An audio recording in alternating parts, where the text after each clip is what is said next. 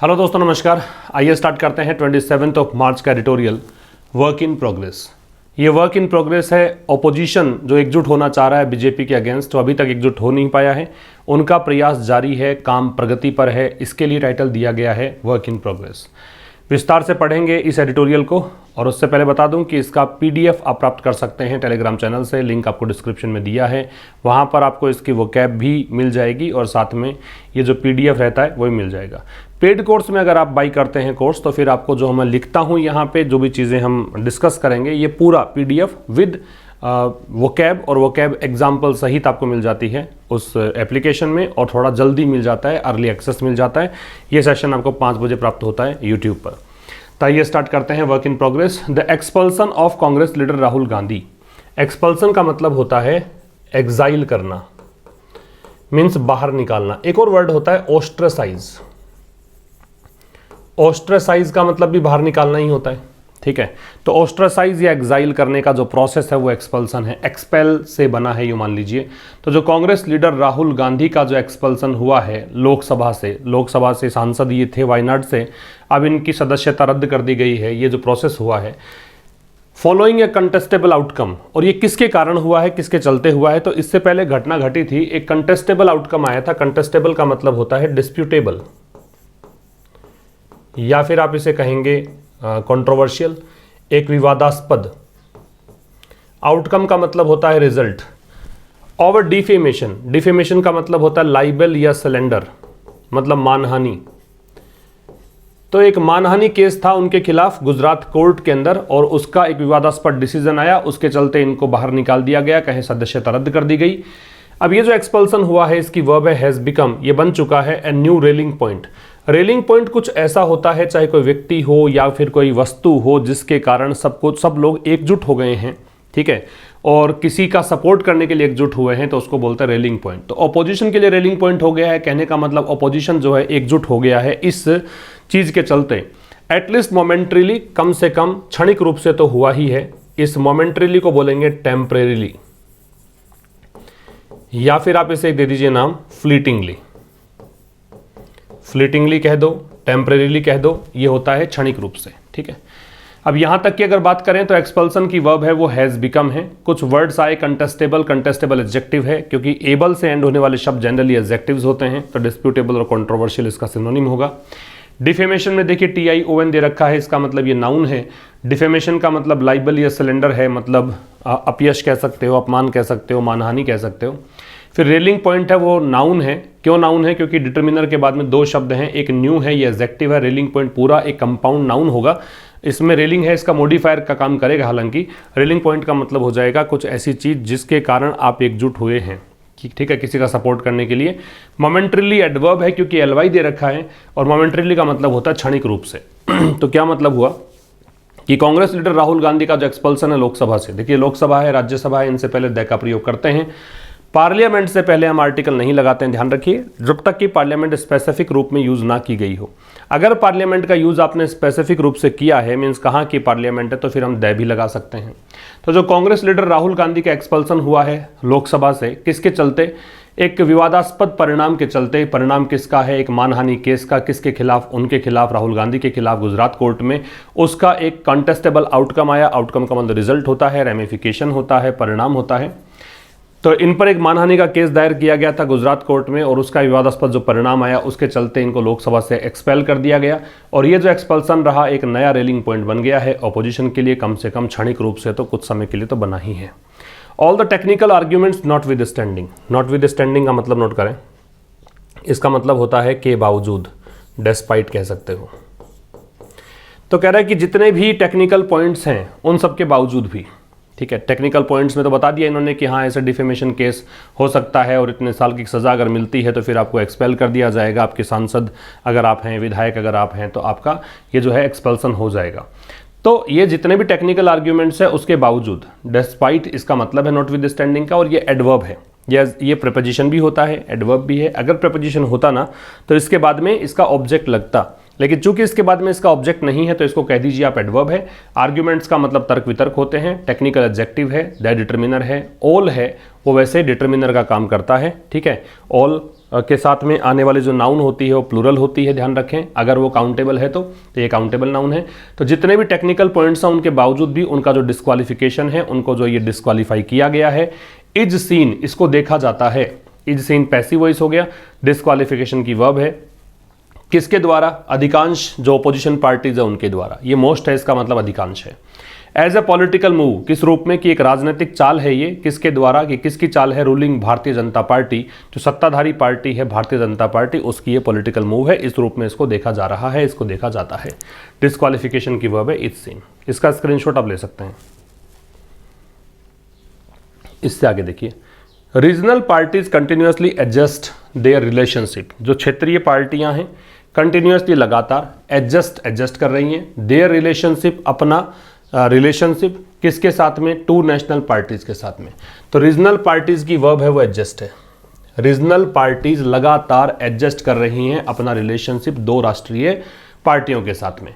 और दो राष्ट्रीय पार्टियां कौन सी? बीजेपी और कांग्रेस। देखिए, राजनीतिक पार्टी का नाम जो भी होगा वहां पे द का प्रयोग हम करते हैं, तो ये बीजेपी से पहले द और ये कांग्रेस से पहले द। तो रीजनल पार्टीज लगातार एडजस्ट कर रही है अपना रिलेशनशिप। तो रीजनल पार्टीज की जो प्रोनाउन है ना वो देयर है। तो अपना रिलेशनशिप दो नेशनल पार्टीज बीजेपी और कांग्रेस के साथ from the vantage points. Vantage point क्या होता है? वांटेज पॉइंट्स जो होता है ना, इसका मतलब होता है, आप यूं कह दो कि एक ओपिनियन। वैसे तो इसका मतलब ये भी होता है कि कोई ऐसा स्थान जहां से आपको सब कुछ अच्छे से दिख रहा हो, उस स्थान को थोड़ा सा हायर प्लेस होता है, थोड़ा सा ऊंचाई पर एक स्थान होता है जहां से जो भी दृश्य चल रहा हो वो एकदम स्पष्ट दिखेगा, वही वांटेज पॉइंट है।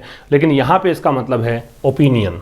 किसी का स्टैंड पॉइंट क्या है, किसी का ओपिनियन क्या है, ठीक है। तो कह रहा है कि जो अगर राय देखें रीजनल आउटफिट्स के, आउटफिट्स का मतलब यहाँ पार्टी मानो, ऑर्गेनाइजेशन मानो, ऑर्गेनाइजेशन या पार्टीज के लिए आउटफिट का प्रयोग है।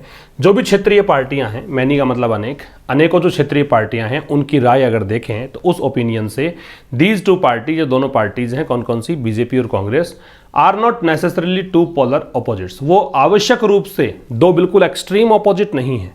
देखो, ऑपोजिट का मतलब तो विलोम होता है, उल्टा होता है। पोलर, जैसे पोल होते हैं उत्तरी ध्रुव और दक्षिणी ध्रुव, ये बिल्कुल ऑपोजिट, यही तो चलता है उत्तरी और दक्षिणी ध्रुव, तो ये बिल्कुल ऑपोजिट है ना एक दूसरे के। तो इसलिए पोलर ऑपोजिट का मतलब क्या हो जाएगा? डायमेट्रिकली ऑपोजिट या फिर एक्सट्रीम ऑपोजिट्स। एक्सट्रीम ऑपोजिट्स, बिल्कुल उल्टा। तो कह रहा है कि अनेकों जो रीजनल आउटफिट्स हैं उनके दृष्टिकोण से अगर देखें, उनके ओपिनियन से देखें, तो कह रहा है कि दोनों पार्टियां आवश्यक रूप से, ऐसा नहीं है कि बिल्कुल अपोजिट्स हैं। एज ए जनरल रूल, अगर आप सामान्य थोड़ा सा बात करें तो रीजनल पार्टीज सीख, जो क्षेत्रीय पार्टियां हैं वो सीख चाहती हैं, कोशिश कर रही हैं टू एक्सपेंड देयर इन्फ्लुएंस, अपने प्रभाव को बढ़ाने की, एंड पावर, और अपने ताकत को बढ़ाने की। किस माध्यम से? फ्लक्चुएटिंग रिलेशंस, जो संबंध फ्लक्चुएट हो रहे हैं उसके माध्यम से, विद द नेशनल पार्टीज, राष्ट्रीय पार्टियों के साथ। इवन व्हेन, उस स्थिति में भी, they are technically equidistant from both, जब वो टेक्निकल तरीके से, इक्विडिस्टेंट का मतलब होता है बराबर रूप से दूरी पर, ठीक है। मतलब दोनों पार्टियों से बराबर रूप से दूरी पर है। इक्वी का मतलब इक्वल है, डिस्टेंट का मतलब दूर है, तो बराबर रूप से दूर है, ठीक है। तो एक सामान्य अगर बात करें, जनरल रूल की अगर बात करें, तो रीजनल पार्टी चाहती हैं, सीख है ना, ये इसकी सेकंड फॉर्म आप करते हो सोट, और थर्ड फॉर्म भी क्या करते हो इसकी? सॉट। सीख, सॉट, सॉट, चाहना, तलाशना, ये सब मतलब होता है। तो एक जनरल रूल के हिसाब से जो रीजनल पार्टीज हैं वो यहाँ पे कोशिश कर रही हैं अपने इन्फ्लुएंस को बढ़ाने की, एक्सपेंड का मतलब इंक्रीज है, एंड पावर, और अपनी ताकत को बढ़ाने की। किस माध्यम से? नेशनल पार्टीज के साथ में अपने जो ढुलमुल रिश्ते हैं, फ्लक्चुएट होते हुए रिश्ते हैं, उनके माध्यम से। तो थ्रू यहाँ पे प्रेपोजिशन है, इसका मतलब होगा माध्यम से। रिलेशंस यहाँ पे नाउन है, और रिलेशंस कैसे हैं? तो फ्लक्चुएटिंग है, फ्लक्चुएट होते हुए रिश्ते हैं। किसके साथ? नेशनल पार्टीज के साथ। उस स्थिति में भी जब उनकी बराबर रूप से दूरी है दोनों के साथ, कांग्रेस के साथ भी और बीजेपी के साथ भी। ये अपने तरीके से सोचते हैं कि अभी बीजेपी सत्ता में आ सकती है तो बीजेपी के साथ आ जाएंगे, कांग्रेस सत्ता में आएगी तो कांग्रेस साथ आ जाएंगे। तो ये फ्लक्चुएटिंग रिलेशंस हैं, ठीक है। कोई मतलब स्टैंड नहीं है, फर्म स्टैंड नहीं है। इसका स्क्रीनशॉट आप ले सकते हैं। फिर कह रहा था party in power in Delhi, Delhi में जो पार्टी सत्ता में है हैज़ कंसिडरेबल लिवरेज, उसका काफ़ी अच्छा खासा प्रभाव है। लिवरेज का मतलब होता है क्लाउड या इन्फ्लुएंस, मतलब प्रभाव। कंसिडरेबल का मतलब है सिग्निफिकेंट या ह्यूज, सिग्निफिकेंट कहा जा सकता है या ह्यूज कहा जा सकता है, बहुत ज़्यादा को बोलते हैं। तो जो सत्ता में है पार्टी, जो दिल्ली में जो पार्टी है, उसका बहुत अच्छा खासा प्रभाव है। कंसिडरेबल एडजेक्टिव है क्योंकि एबल दे रखा है, लिवरेज है वो नाउन है, अच्छा खासा प्रभाव है। एंड रीजनल पार्टीज, और जो क्षेत्रीय पार्टियां हैं, are often vulnerable to pressure, वो अक्सर प्रेशर के सामने कमज़ोर नज़र आती हैं। वल्नरेबल भी एडजेक्टिव है क्योंकि एबल दे रखा है, इसका मतलब होता है वीक, इसका मतलब हो सकता है एट रिस्क, खतरे में, ठीक है, या फिर एक्सपोज्ड कह सकते हो, एंडेंजर्ड भी कह सकते हो। और क्षेत्रीय पार्टियां जो हैं अक्सर वो नज़र आती हैं कि दबाव के सामने वल्नरेबल है, अगर उन पर दबाव पड़ा तो बिखर जाएंगे, ऐसा है। इन रिसेंट ईयर्स, हाल ही के वर्षों में अगर देखें तो सेंट्रल एजेंसी, जो केंद्रीय एजेंसियां हैं, जैसे कि नाम दिया गया है ईडी, प्रवर्तन निदेशालय, और जो सीबीआई है, ठीक है, केंद्रीय जो जांच, ये आपका एजेंसी है। तो कह रहा है कि जो सेंट्रल एजेंसीज है हाल ही के वर्षों में हैव कॉर्नर्ड, इन्होंने कॉर्नर किया है ऑपोजिशन लीडर्स को, विपक्ष के नेताओं को, एंड गोन, और ये हैव के साथ ही थर्ड फॉर्म आ रही है। ये किस तरीके से पेश आई हैं, या तो बहुत आक्रामक होकर इन्होंने काम किया है या निष्क्रिय होकर काम किया है केसेस को लेकर। और ये किसके अकॉर्डिंग काम करती हैं, बीजेपी की सुविधा के अनुसार। कन्वीनियंस का मतलब है कंफर्ट, या फिर कहेंगे ईज, सुविधा, आराम। फिर देखिए, हाल ही के वर्षों में, in recent years, in preposition recent adjective years noun. Central agencies में सेंट्रल एग्जेक्टिव एजेंसीज नाउन, जो केंद्रीय एजेंसियां हैं, नाम है ईडी और सीबीआई। इन्होंने क्या किया, एजेंसीज की वर्ब है हैव कॉर्नर्ड। कॉर्नर करने का मतलब इनको बिल्कुल कॉर्नर में ले जाने का मतलब हो गया, उन पर दबाव बनाया है, या फिर कहें कि इन पर सख्ती बरती है, कुछ भी आप मान लीजिए। कॉर्नर में ले जाना, कॉर्नर कर देना, इसका मतलब इन पर इन्होंने सारे शिकंजे कसे हैं ऑपोजिशन लीडर्स पर। और हैव गॉन, अब ये हैव रिपीट करने की जरूरत नहीं थी, इसलिए इसने सीधा थर्ड फॉर्म लगाया है। इसको ऐसा पढ़ा जाए कि सेंट्रल एजेंसीज हैव गॉन, और ये या तो अग्रेसिव होकर पेश आई हैं या पैसिव, एकदम निष्क्रिय होकर पेश आई है केसेस को लेकर। और ये किसके अकॉर्डिंग ऐसा ही मतलब अपना रवैया चेंज करती है, बीजेपी के कंफर्ट के हिसाब से, बीजेपी जो कहती है उसके अकॉर्डिंग ये काम करती हैं। ये लेखक के विचार हैं, इसका स्क्रीनशॉट आप ले सकते हैं। फिर कह रहा है while these facts were apparent. Apparent का मतलब नोट कर लो। एपेरेंट एक एडजेक्टिव है, इसका मतलब होता है क्लियर या ऑब्वियस। क्लियर कह सकते हो, ऑब्वियस कह सकते हो।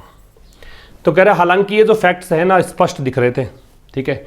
Regional leaders have remained very of, very के साथ में ऑफ लगता है, ये बात नोट कर लीजिए। वेरी जो शब्द है इसके साथ में ऑफ लगेगा, तो वेरी के साथ साथ आप यहाँ पे आप ऐसे ही मान सकते हो कॉन्शियस ऑफ होता है, ठीक है, या फिर अवेयर ऑफ होता है। सजग सचेत होना जो होता है ना, इसको बोलते हैं वेरी ऑफ। तो जो क्षेत्रीय नेता हैं वो रहे हैं क्या, वेरी ऑफ, मतलब ये बिल्कुल अलर्ट रहे हैं, बहुत चौकन्ने रहे हैं, बहुत सजग रहे हैं। किसको लेकर, बीजेपी को कन्फ्रंट करने को लेकर, जब बीजेपी से सामना करने की बात आती है उसको लेकर। And have often broken ranks. Break ranks का मतलब होता है संबंध तोड़ना, डिसएग्रीमेंट दर्शाना, आलोचना करना, ठीक है। ब्रेक रैंक्स, ये ब्रोकन तो थर्ड फॉर्म है, हैव के साथ आ रही है इसलिए ब्रोकन है। ब्रेक, ब्रोक, ब्रोकन, ये तीनों फॉर्म होती हैं, लेकिन वैसे ब्रेक रैंक्स एक फ्रेज है, वाक्यांश है। इसका मतलब होता है कि आपने किसी की डिसएग्रीमेंट दर्शा रहे हो, किसी के खिलाफ क्रिटिसाइज कर रहे हो, ये होता है break ranks. With the rest का मतलब बाकी के साथ, रेस्ट का मतलब रिमेनिंग। हालांकि ये जो फैक्ट्स हैं वो बिल्कुल एपेरेंट थे, ये सब कुछ स्पष्ट था, फिर भी रीजनल लीडर्स जो हैं वो काफ़ी मतलब बीजेपी से सामना करने की बात जब आती है तो अलर्ट रहते हैं, इनको थोड़ा डर भी लगता है, थोड़ा संशय में रहते हैं। और अक्सर इन्होंने बाकी के साथ क्या किया है, जो विद द रेस्ट, बाकी के साथ इन्होंने अपना एक असहमति दर्शाई है, क्योंकि इनको लगता है कि कहीं हम बीजेपी के खिलाफ गए तो बीजेपी बड़ी पावरफुल पार्टी है आज के दिन, कहीं हमारा अहित ना हो जाए, कहीं हम सत्ता कि जो पार्टी है उसके साथ अलाइनमेंट की जो बात करते हैं, हम सोच के चलते हैं कि अगर सत्ता में आएगी, हमारे क्षेत्र में अगर आएगी ये पार्टी तो हमारे से गठबंधन बना सकती है, तो हम खुलकर ये मतलब एकदम साफ साफ इनके खिलाफ नहीं आते हैं, सामने नहीं आते हैं, सार्वजनिक रूप से आलोचना नहीं करते हैं।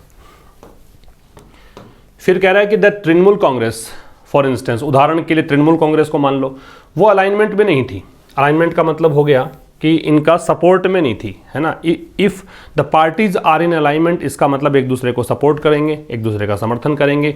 तो टीएमसी जो है वो अलाइनमेंट में नहीं थी। किसके साथ नहीं थी? कांग्रेस द्वारा जो लीड किया गया स्ट्रेटेजी थी बीजेपी के खिलाफ अडानी कंट्रोवर्सी को लेकर, अडानी वाला जो विवाद है उस पर बीजेपी के खिलाफ कांग्रेस के नेतृत्व में जो स्ट्रेटजी यहाँ पे प्लान की गई थी, एक रणनीति बनाई गई थी, उसका हिस्सा तृणमूल कांग्रेस नहीं रही। ठीक है, तृणमूल कांग्रेस की वर्ब है वॉज। तृणमूल कांग्रेस राजनीतिक पार्टी है तो द का प्रयोग है।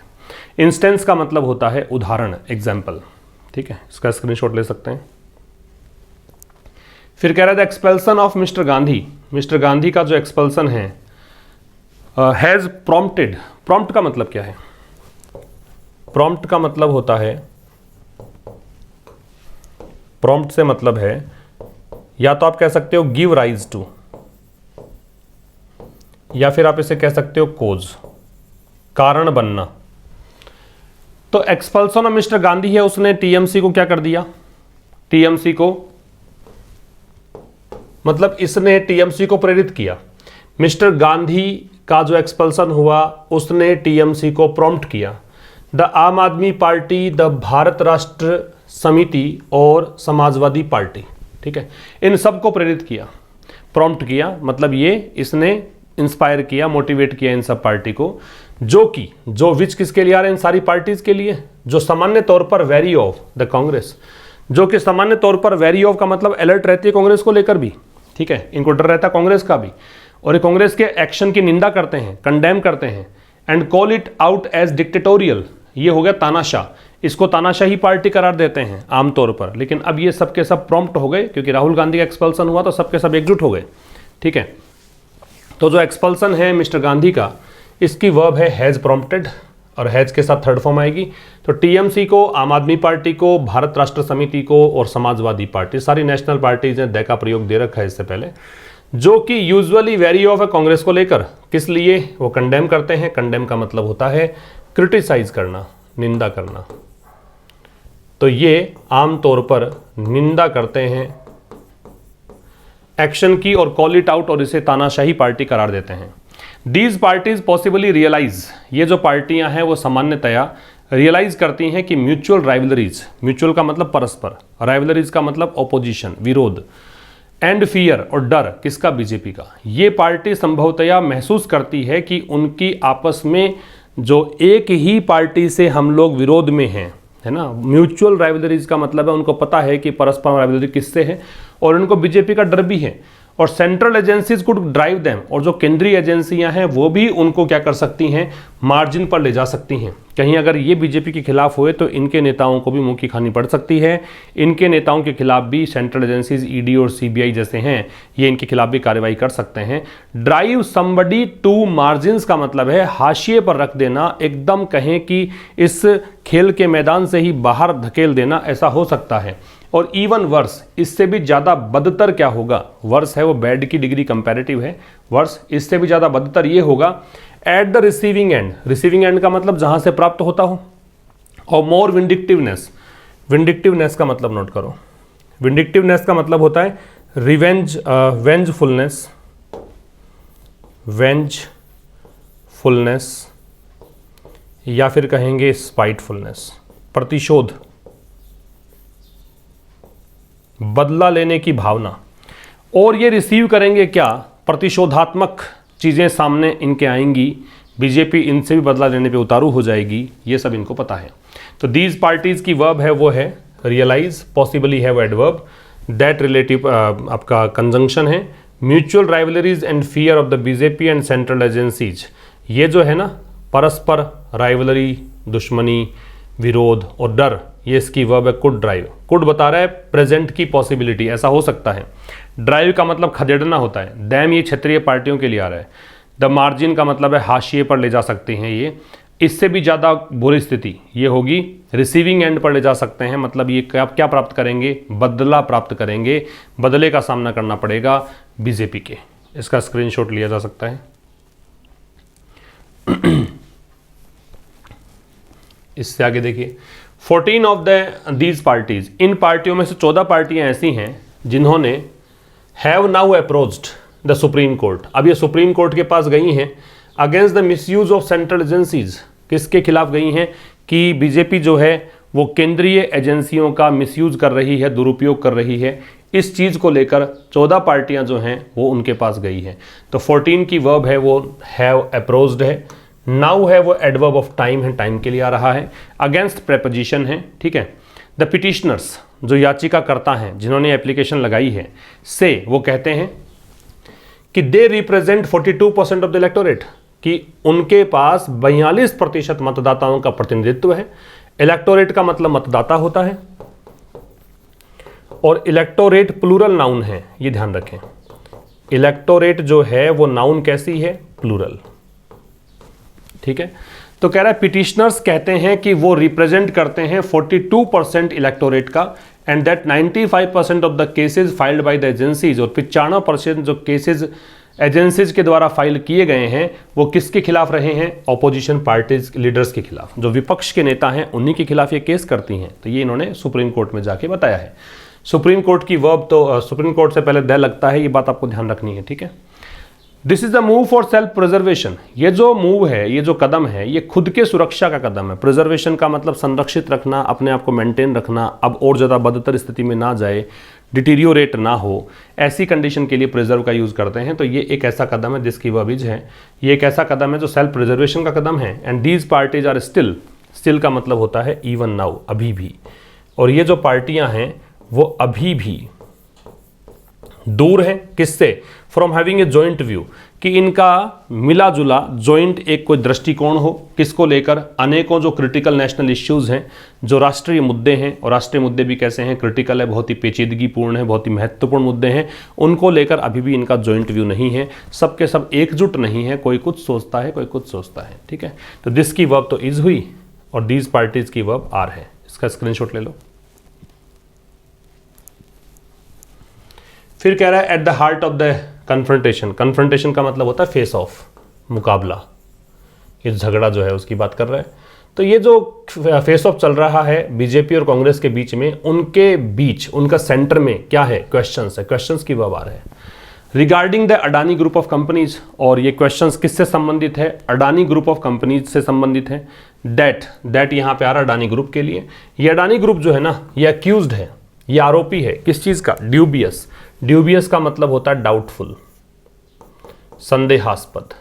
ऑनरशिप स्वामित्व, पैटर्न्स तरीके, एंड बिजनेस ट्रांजैक्शंस, बिजनेस का लेन देन, इसको आरोपी ठहराया गया किस चीज को लेकर, कि ये एकदम संदिग्ध, संदेहास्पद, इसके कुछ कंपनीज पर मालिकाना हक हैं, और साथ में इसके जो बिजनेस के लेन देन है वो भी संदिग्ध हैं, संदेहास्पद हैं, इस चीज को लेकर ये आरोपी है। अक्यूज्ड के साथ में ऑफ लगेगा, ठीक है। अक्यूज्ड ऑफ बराबर होता है कन्विक्टेड ऑफ, एक ही बात है इन दोनों का मतलब है आरोपी होना। फिर कह रहा है the BJP and the centre have so far deflected these questions, BJP और सेंटर ने अभी तक इन प्रश्नों को क्या किया है, डिफ्लेक्ट किया है। डिफ्लेक्ट क्या होता है, डाइवर्ट करना, टाल देना, चेंज कर देना दिशा, इसको बोलते हैं डाइवर्ट करना, डिफ्लेक्ट करना, ठीक है। तो इन प्रश्नों को बीजेपी और केंद्र सरकार ने क्या किया है, अब तक टाला है। अच्छा, सो फार के साथ में प्रेजेंट परफेक्ट लगता है, तो हैव के साथ थर्ड फॉर्म दे रखी है, ठीक है, ले सकते हैं स्क्रीनशॉट। और फिर कह रहा है कि while opposition party such as the Biju Janata Dal, अब ओपोजिशन पार्टी जैसे कि सच एज का प्रयोग एग्जाम्पल देने के लिए करते हैं। उदाहरण दिया है कि जैसे ओडिशा में बीजू जनता दल है, और ये युवा जन श्रमिक राइट टू कांग्रेस पार्टी है आंध्र प्रदेश की, ये लगातार उदासीन बनी हुई हैं, डिटैच्ड हैं, न्यूट्रल हैं। अलूफ का मतलब होता है न्यूट्रल, एकदम तटस्थ। इनडिफरेंट कह सकते हो, या फिर आप इसे कह सकते हो, क्या कहा जा सकता है इसको, डिटैच्ड। मतलब इस मुद्दे से अपने आप को अलग रखे हुए हैं दोनों पार्टियां। आंध्र प्रदेश की जो ये युवा श्रमिक कराई तो कांग्रेस पार्टी है और बीजू जनता दल जो उड़ीसा की पार्टी है, ये अभी भी बीजेपी के खिलाफ कदम नहीं उठा रही हैं, अपोजिशन का हिस्सा नहीं बन रही है। अपोजिशन पार्टीज की वर्ब जो है वो आ जाएगी कंटिन्यू। फिर कह रहा है इट इज़ नॉट वर्दी, तो ये तो हो गया वाइल से एक क्लोज पूरा, और वाइल दो अलग अलग क्लोजेस को जोड़ता है, विरोधाभासी उपवाक्यों को जोड़ता है।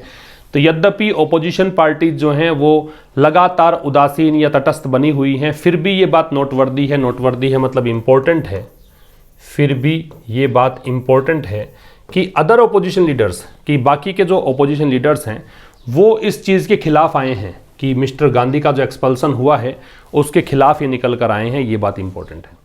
नेवरदलेस मतलब फिर भी, नेवरदलेस क्या होता है, फिर भी। अ रोबस्ट ओपोजिशन, रोबस्ट का मतलब स्ट्रॉन्ग, फिर भी एक बहुत ही मजबूत विपक्ष, किसके खिलाफ, बीजेपी के खिलाफ। वो विपक्ष is still a work in progress, अभी भी ये वर्क इन प्रोग्रेस, अभी भी ये काम पूरा नहीं हुआ है, अभी भी ये प्रगति पर है, एक मजबूत विपक्ष नहीं बन पाया है।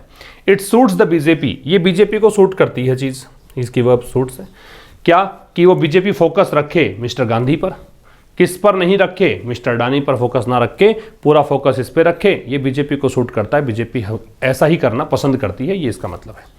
तो ये था आज के इस सेशन में। मुलाकात होगी अब कल एक ठीक शाम 5 बजे एक नए सेशन के साथ, तब तक के लिए नमस्कार, थैंक यू वेरी मच।